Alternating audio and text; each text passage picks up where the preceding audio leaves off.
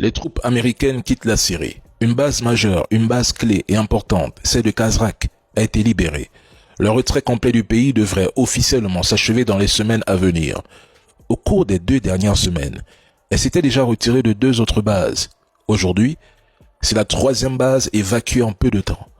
La présence américaine à grande échelle en Syrie n'est plus nécessaire, étant donné la volonté du gouvernement syrien d'assumer la responsabilité principale de la lutte contre la menace terreau à l'intérieur de ses frontières. Damas assume désormais pleinement la responsabilité de la sécurité intérieure. D'ici un mois, les Américains se seront retirés de Syrie et il n'y aura plus aucune présence militaire dans les bases syriennes. Ils conserveront peut-être leur capacité de frapper à distance tout en déléguant les risques à un régime qu'ils tolèrent désormais.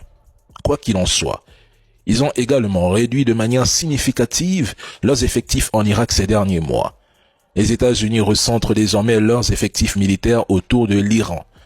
Mais si c'était la Russie, les trolls, les russophobes et les partisans de la recolonisation de l'Afrique seraient déjà en liesse. Vidéos, live, analyses à n'en plus finir pour expliquer que la Russie se retire éperpiée en Syrie.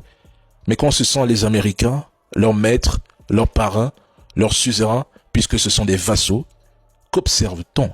Rien, aucun troll, aucun propagandiste n'en parle. Silence radio, silence total.